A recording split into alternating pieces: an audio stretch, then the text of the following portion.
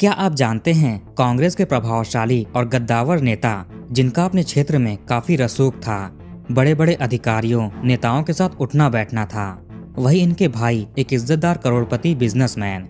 इनके ही घर का बेटा अपने ही घर के बाहर से अचानक गायब हो गया। कोई अपने साथ ले गया, पता नहीं कौन। इलाके में सनसनी फैल जाती है। जब पुलिस को इसकी जानकारी लगी तो उनके भी पसीने छूटने लगे। थाना प्रभारी से लेकर जिले के एसपी से लेकर इंस्पेक्टर जनरल ऑफ पुलिस तक इन्वेस्टिगेशन में भूमिका निभाते हैं। आगे जब चीजें खुली तो खुद परिवार वालों को यकीन नहीं होता है। जब न्यायाधीश ने फैसला सुनाया तो एक एग्जाम्पल स्थापित कर दिया। नमस्कार दोस्तों, तो क्या हाल चाल है आपके। आज हम बात करने वाले हैं हर्ष सिंह चौहान केस के बारे में। इस घटना की शुरुआत होती है मध्य प्रदेश के इंदौर जिले में आने वाले किशनगंज थाना क्षेत्र से। यही महू नामक तहसील पड़ता है, जिसका नाम अब डॉक्टर अंबेडकर नगर है, क्योंकि यहाँ पर डॉक्टर भीमराव अंबेडकर जी का जन्म हुआ था। इसी तहसील में एक गांव है पिकडम्बर, जहाँ पर कांग्रेस के प्रभावशाली नेता विजेंद्र सिंह चौहान रहा करते थे। ये महू विधानसभा क्षेत्र से यूथ कांग्रेस के उपाध्यक्ष भी रह चुके हैं। वरिष्ठ नेता हैं। जनता में इनकी अच्छी पकड़ थी। ये सोशल मीडिया पर भी काफी एक्टिव रहते हैं। राजनीति से जुड़ी अलग अलग चीजें पोस्ट करते हैं। तो इनके ही भाई हैं जितेंद्र सिंह चौहान। पिकडम्बर के इस मकान में ये अपनी फैमिली के साथ रहते थे। परिवार में इनकी पत्नी रंजना चौहान, 9 साल का बड़ा बेटा लक्ष्य और 7 साल का छोटा बेटा हर्ष चौहान थे। प्यार से लोग इसे हर्षू कहकर पुकारते हैं। साथ में और भी मेंबर्स रहते हैं। इनके परिवार में 70 से 80 लोग हैं, जिनका निवास गांव में ही थोड़ी थोड़ी दूरी पर है। ताऊ जी, चाचा जी और भी सगे संबंधी सभी अपना अपना कमाते खाते हैं। हालांकि ये लोग काफी मिलजुल कर रहते हैं। सभी एक दूसरे के घर पर आते जाते हैं। गांव में बाकी जो लोग हैं उनके साथ भी इस परिवार के अच्छे संबंध हैं। जितेंद्र चौहान एक बिजनेसमैन हैं। इनका खदानों का कारोबार है जो इंदौर से देवास के बीच में चलता है, गिट्टी बालू को प्रोसेस करना। इसके अलावा और भी कई बिजनेसेस हैं, खेती बाड़ी है। इनकी पत्नी एक हाउसवाइफ थी। छोटा बेटा हर्ष मेडिकैप्स इंटरनेशनल स्कूल का छात्र है। कुल मिलाकर जितेंद्र जी का परिवार संपन्न था। पैसे रुपए की कोई दिक्कत नहीं थी। भाई भी पॉलिटिशियन है। उनका शहर के बड़े बड़े लोगों के बीच उठना बैठना है, रसूख है। तो परिवार के पास पैसा और पावर दोनों था। जितेंद्र जी का अपना रोज का रूटीन था। सुबह में काम पर जाते हैं और शाम को लौटते हैं। बच्चे भी स्कूल जाते थे और दोपहर में आते हैं। उसके बाद ट्यूशन पढ़ने जाते हैं। आम जिंदगी चल रही थी। इसके बाद तारीख आती है 5 फरवरी 2023। आज संडे का दिन था। स्कूलों की छुट्टी होती है, ट्यूशन की भी छुट्टी होती है। आज बच्चे घर पर आराम करते हैं, छुट्टी मनाते हैं। जितेंद्र जी अपने काम से देवास गए हुए थे। शाम के लगभग 5:30 बजे हर्ष की मां रंजना चौहान उठती हैं और किचन में सबके लिए चाय बनाने चली गईं। बड़ा बेटा अपने कजन भाई जो कि ताऊ जी के बेटे थे, उनके साथ एक कमरे में बैठकर मोबाइल में गेम खेल रहा था। छोटा बेटा हर्ष हॉल में ही मौजूद था और यूं ही अपना मस्ती कर रहा था। इसके लिए भी चाय बन रही थी, लेकिन जब तक बनती है तब तक थोड़ा बाहर घुमाते हैं। बच्चे भी कहाँ एक जगह पर ठहरते हैं, तो हर्ष भी बाहर चले गए ऐसे ही घूमने के लिए। चूंकि घर के आसपास रहने वाले सगे संबंधी रिश्तेदारों का भी आना जाना था, तो वो भी आ जाते हैं ऐसे ही घूमते फिरते। हर्ष की माँ ने उनके लिए भी चाय बनाया। लगभग 6 बज चुका था। माँ सबको चाय परोसती हैं। हर्ष का कप भी हॉल में टेबल पर रख दिया। सोचा कि अभी आकर पी लेगा। इसके बाद ये अपने बाकी कामों में लग जाती हैं। डिनर की तैयारी करना था। अब लगभग आधे घंटे बाद 6:30 बजे रिश्तेदार भी घर से चले जाते हैं चाय पीकर।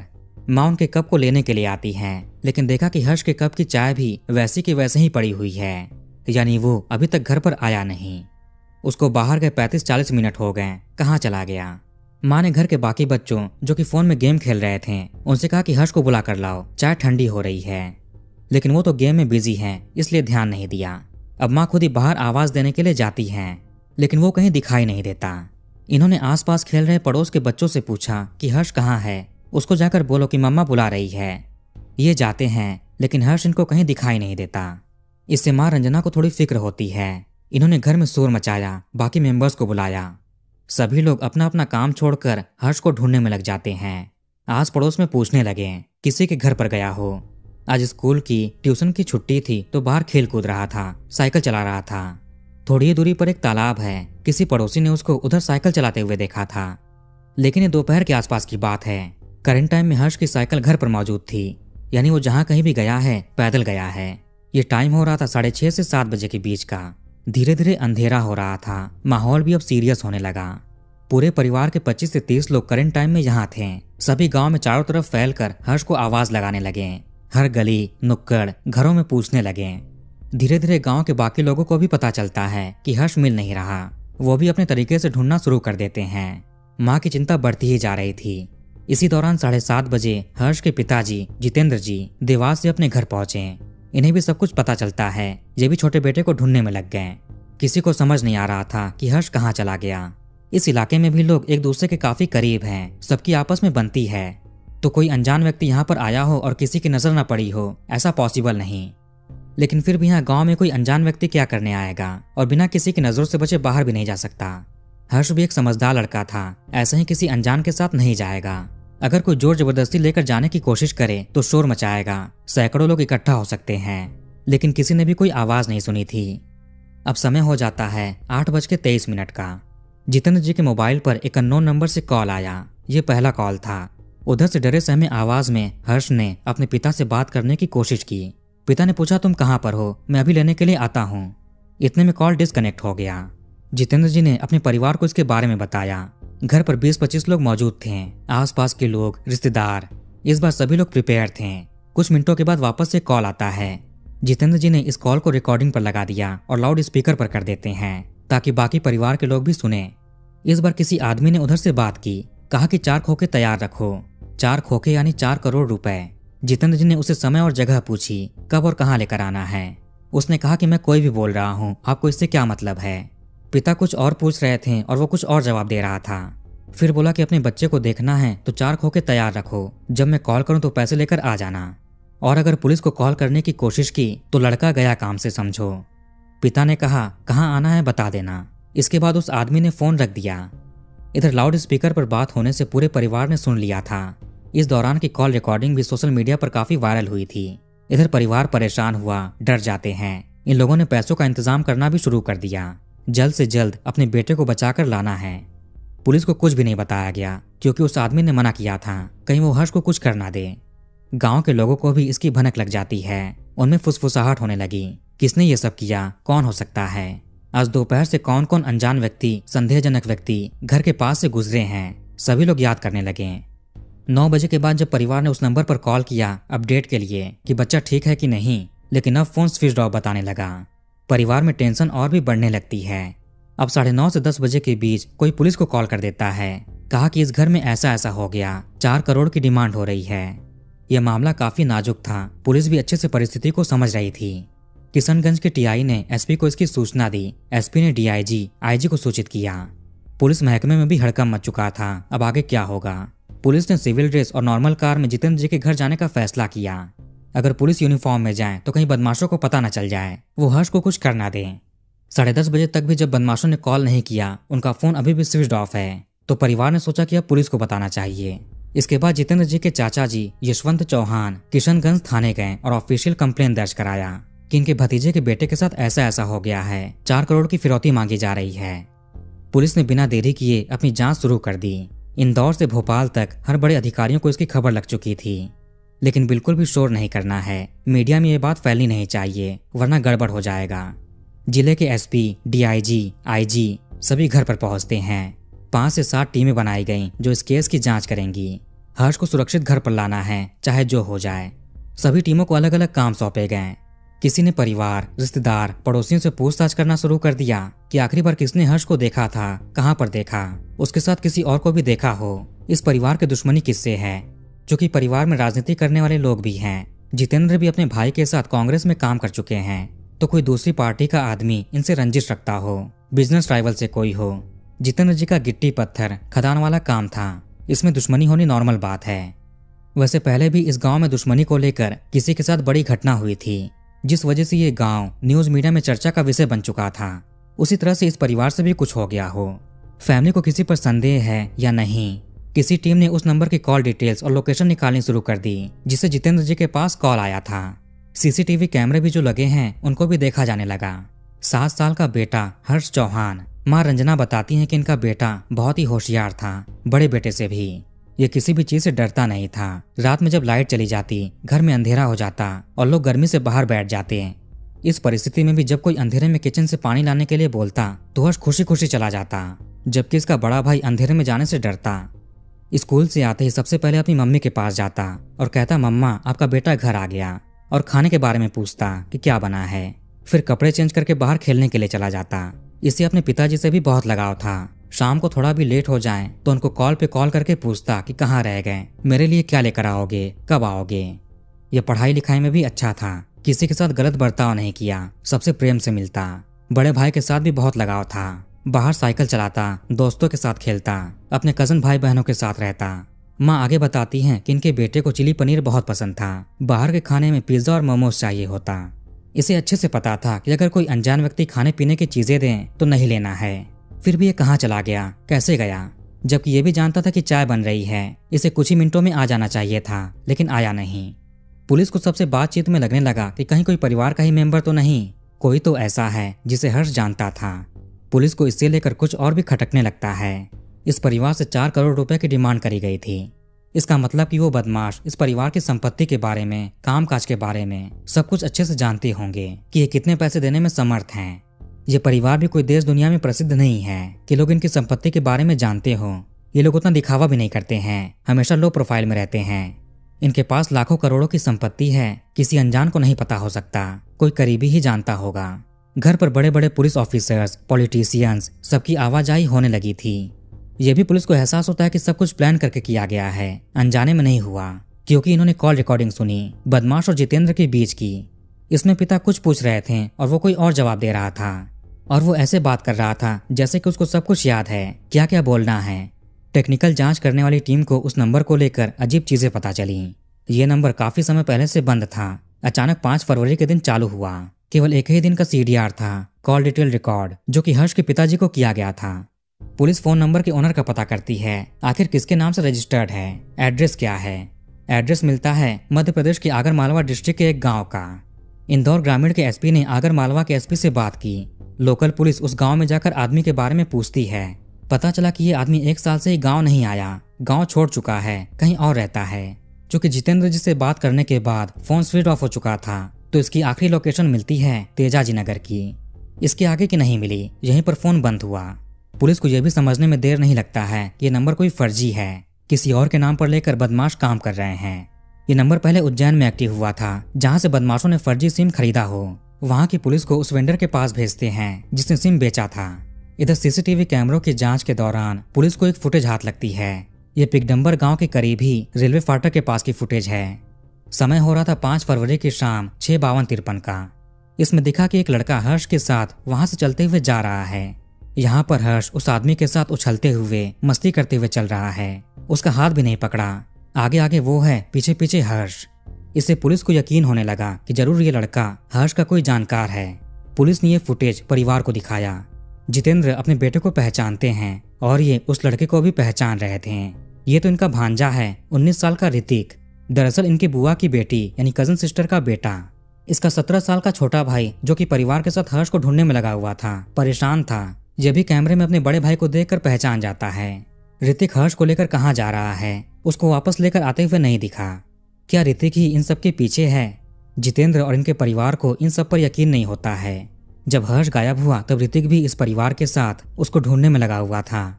जब जितेंद्र को पैसों की डिमांड वाली कॉल आई थी तब ये भी परिवार के पास था, सारी बातें सुन रहा था। आखिर ऋतिक ऐसा कैसे कर सकता है? ये तो इनके बच्चे जैसा है, घर आता जाता है, हर्ष के साथ खेलता है, उसके बड़े भाई समान है। भला वो ऐसा क्यों करेगा? अब हुआ कि सीधे उससे ही पूछ लेते हैं, पर अब ऋतिक भी गायब हो चुका था। लोगों ने इसको ढूंढने की कोशिश की कि यहीं पर तो था, कहाँ चला गया। पुलिस के आने के बाद इसको किसी ने भी नहीं देखा, जिस वजह से संदेह इस पर भी आता है। कुछ ही कदम की दूरी पर जितेंद्र की कजन सिस्टर का मायका था, यानी ऋतिक के नानी का घर, जहाँ पर वो रहता था। बचपन से ही ये और इसका छोटा भाई पिगडम्बर में ही रहे। 15 साल पहले इसके माताजी का स्वर्गवास हो गया था। उसमें उनके पति का हाथ सामने आया, जिसके चलते वो जेल चले गए। तब से ही बच्चे नानी के पास आ गए और यहीं रहने लगे। करंट टाइम में ऋतिक राव सर्कल के पास एक किराए के कमरे पर रहता है और पीथमपुरा की एक फैक्ट्री में काम करता है। इसने केवल 10वीं तक ही पढ़ाई की थी, फिर पढ़ाई छोड़ दी, जबकि परिवार इसको आगे भी पढ़ाना चाहता था। इसके परिवार की फाइनेंशियल कंडीशन ठीक नहीं थी, कोई कमाने वाला नहीं है। इसके चलते जितेंद्र ने ही इनके रहने के लिए घर बनवाया। उसके परिवार का खर्च भी यही उठा रहे थे। अपने बच्चे की तरह भांजों की देखभाल करते हैं। फिर भी ऋतिक ने ऐसा किया। खुशकिस्मती से ही ऋतिक गांव में ही पकड़ा जाता है। ये भागने की तैयारी में था, लेकिन उससे पहले ही पुलिस ने इसको पकड़ लिया। इससे पूछा कि हर्ष को कहाँ छिपा रखा है। पहले तो ये इनकार करता है, फिर पुलिस इसको सीसीटीवी फुटेज दिखाती है। इसने हर्ष को विक्रांत ठाकुर को सौंप दिया था, विक्रांत उर्फ विक्की। वो ऑल्टो कार से उसको लेकर कहीं चला गया। अब कहाँ गया इसे नहीं पता। विक्की ठाकुर ऋतिक के चाचा का लड़का है। पुलिस इसका भी नंबर लेकर ट्रेस करना शुरू कर देती है। कॉल डिटेल निकाला। इसकी लोकेशन ओमकारेश्वर के पास मिली। पुलिस को अलग अलग दुकानों के, चौराहों के, टोल प्लाजा के कैमरों में ये ऑल्टो गाड़ी दिखाई देती है। नंबर प्लेट के जरिए कार की डिटेल निकाली गई। उसके ओनर का पता करते हैं। साथ में कार को ट्रेस भी किया जा रहा था, कौन कौन से रास्ते से कहां पर जा रही है। पुलिस ने महू, राऊ, ओमकारेश्वर से बाहर जाने वाले रास्तों पर घेराबंदी लगाया। इसे ढूंढते हुए तेजी से आगे बढ़ रहे थे। इसी बीच रास्ते में एक होटल के बाहर वो ऑल्टो कार खड़ी दिख जाती है। 5 फरवरी संडे की शाम 6:30 बजे के बाद हर्ष को ले जाया गया था। अभी समय चल रहा है 6 फरवरी मंडे की भोर 1 से 2 बजे के बीच का। पुलिस होटल में गई। वहां पर फोटो दिखाकर विक्की के बारे में पूछा, क्या ये लड़का यहाँ पर आया है। होटल स्टाफ उसका रूम नंबर बता देते हैं। इसके कुछ सेकंड्स के अंदर ही पुलिस विक्की के सामने खड़ी थी। रूम की तलाशी ली गई, लेकिन हर्ष नहीं मिला। पहले विक्की ने भी सारी चीजों से मना किया। इधर से ऋतिक को लेकर इंदौर पुलिस रवाना हुई। कुछ ही घंटों में ऋतिक और विक्की आमने सामने थे। दोनों अपना गुनाह स्वीकार कर लेते हैं। विक्की ने कहा कि हर्ष अब इस दुनिया में नहीं है। इन्होंने उसे ठिकाने लगा दिया। अब ये पूरी प्लानिंग बताते हैं। ये लोग करीब 1-1.5 हफ्ते से इसकी प्लानिंग कर रहे थे। वजह क्या थी ये आपको आगे पता चलेगा। करीब 15 दिन पहले से ऋतिक हर्ष से आकर मिलने लगा। हालांकि पहले भी मिलते थे, लेकिन उतने फ्रेंडली नहीं थे। पर अब ऋतिक हर्ष को घुमाने ले जाता, उसकी पसंद की चीजें खिलाता। चूंकि ये रिश्तेदारी में है तो किसी को भी संदेह नहीं था। ऐसे ही धीरे धीरे उसका भरोसा जीत लिया। ऋतिक का तो आपको बता दिया, पिकडंबर में रहता है, माँ नहीं है, पिता जेल में था। ये किसी फैक्ट्री में काम करता है, किराए के मकान में रहता है। 10वीं तक ही पढ़ाई की है, आगे पढ़ाई छोड़ दी। इसके चाचा अशोक का बेटा है विक्की, मुरादाबाद चौकी शाजापुर का रहने वाला है। विक्की के पिता अशोक शाजापुर में सिपाही के पद पर पदस्थ थे, लेकिन इनका स्वर्गवास हो जाता है। फिर इनके बड़े बेटे देवेश की अनुकंपा नियुक्ति हुई, वो भी कांस्टेबल बन गए। विक्की कोई काम नहीं करता था, नशे का आदी था। ये 12वीं पास है, आगे पढ़ाई छोड़ दी। घर से खर्च के लिए जो भी पैसे मिलते हैं उसे नशे में उड़ा देता। उसे छोटे मोटे काम करता, उतना ही कमाता जितने में शराब खरीद सके, फिर पीकर पड़ा रहता। ऋतिक और विक्की ने मिलकर प्लान बनाया। इसमें ऋतिक अपने 17 साल के छोटे भाई को भी जोड़ लेता है। वही भाई जिसने कैमरे में इसकी पहचान की थी और परिवार के साथ साथ हर्ष को ढूंढने में लगा हुआ था। दरअसल वो इसकी एक्टिंग थी। दोनों ही भाई परिवार के सामने एक्टिंग कर रहे थे। ये दोनों हर्ष के घर पर जाते थे। मामी दोनों को अपने बच्चे की तरह मानती थी। सोचती कि दोनों बिना माँ के हैं, दुनिया में कौन देखभाल करेगा। जब भी ये घर पर आते हैं तो खुद से पहले खाना खिलाती।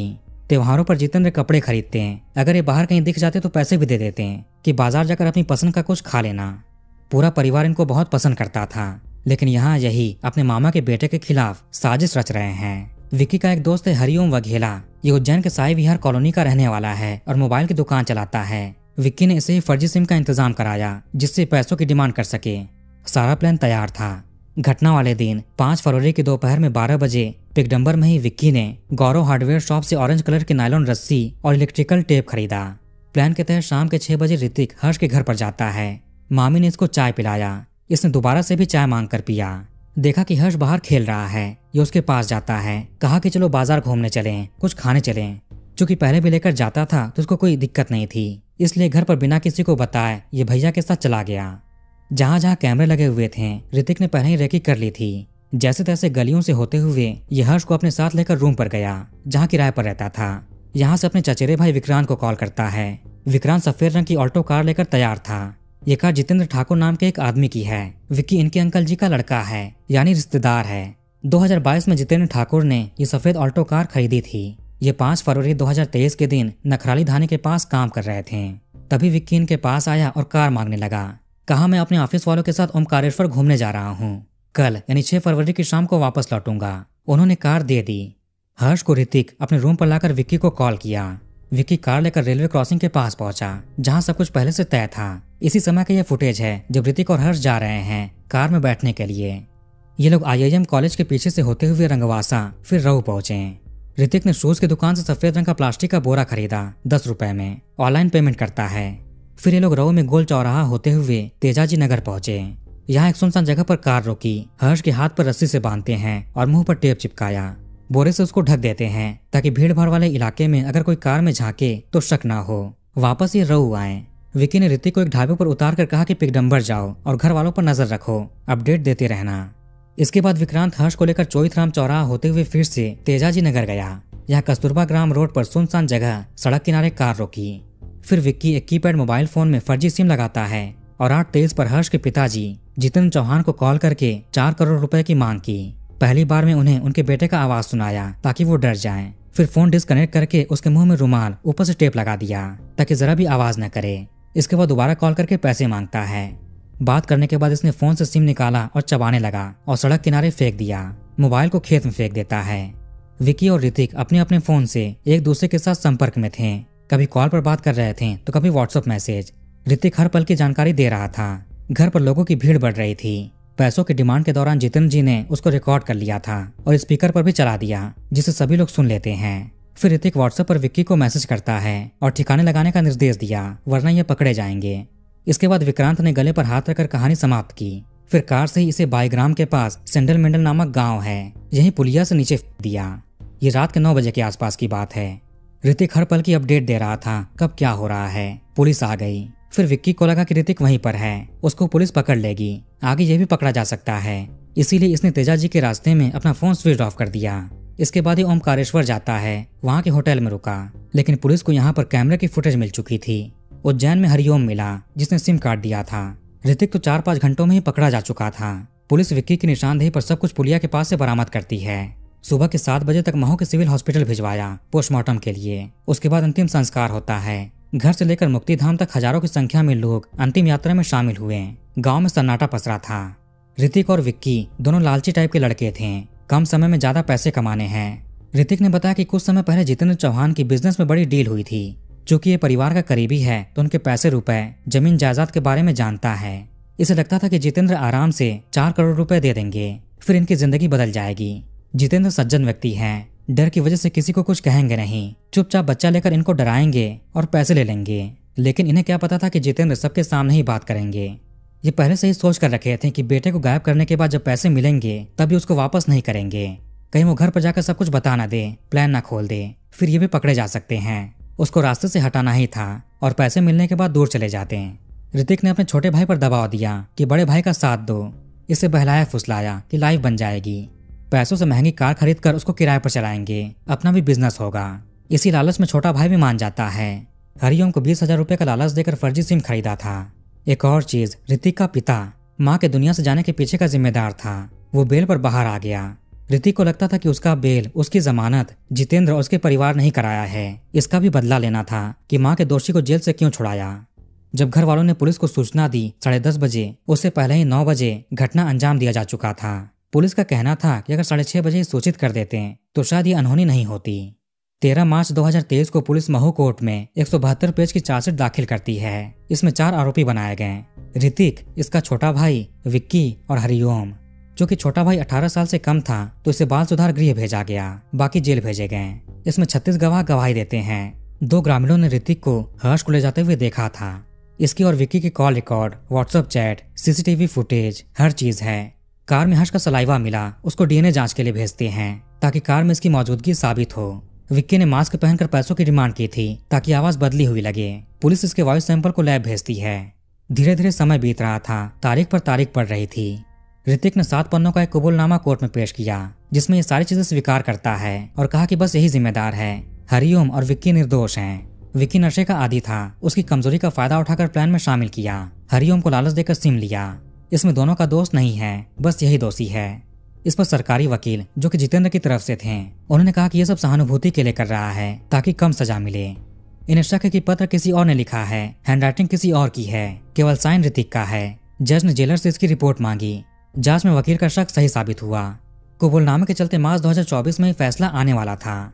जब मामले में देरी होने लगी तो जितेंद्र इंदौर जिला कोर्ट में आवेदन करते हैं कि किसी दूसरे कोर्ट में केस ट्रांसफर किया जाए। इसके बाद ये केस इंदौर कोर्ट में आता है। आगे 10 जून 2024 को इंदौर जिला अदालत ने अपना फैसला सुनाया। इसमें जज ऋतिक और विक्की को कैपिटल पनिशमेंट की सजा सुनाते हैं, जो उम्र कैसे भी बड़ी होती है। दोनों के वकील ने कहा कि ये गरीब हैं, पहली बार ऐसा किया है, इनकी उम्र भी कम है, इसलिए सजा कम देनी चाहिए। लेकिन जज ने कहा कि वो बेटा भरोसा करके इनके साथ गया था, उसकी कोई गलती नहीं थी। इन्हें केवल पैसे चाहिए थे। जिस तरह का इन्होंने काम किया उसके लिए उम्र कैद भी कम है। हरिओम वघेला को सबूत के अभाव में छोड़ देते हैं। ऋतिक के छोटे भाई को सब कुछ पता था, लेकिन उसने किसी को बताया नहीं, सबके सामने नाटक करते रहा। चूंकि इसकी उम्र कम थी तो ये बाल सुधार गृह से भी बाहर आ गया होगा। केवल 2 लोगों पर फैसला आया, विकी और ऋतिक। ऋतिक इसमें मेन आरोपी है।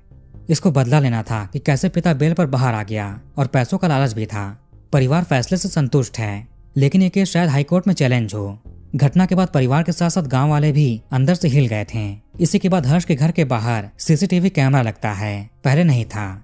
गांव के दूसरे परिवारों ने भी बच्चों की निगरानी के लिए अपने घर पर कैमरे लगवा दिए। हर्ष के पिता बताते हैं कि गांव में डर का इतना माहौल हो गया था कि लोग अपने बच्चों को 50 कदम दूर ट्यूशन पर भी अकेले नहीं जाने देते थे, खुद ही छोड़ने के लिए जा रहे थे। तो वीडियो कहीं पर खत्म करते हैं और कमेंट करके अपनी राय बताइए। इस वीडियो को लाइक और शेयर जरूर करिए और हमारे चैनल को सब्सक्राइब करके बेल आइकन ऑन कर लीजिए। मिलते हैं नेक्स्ट वीडियो में। धन्यवाद।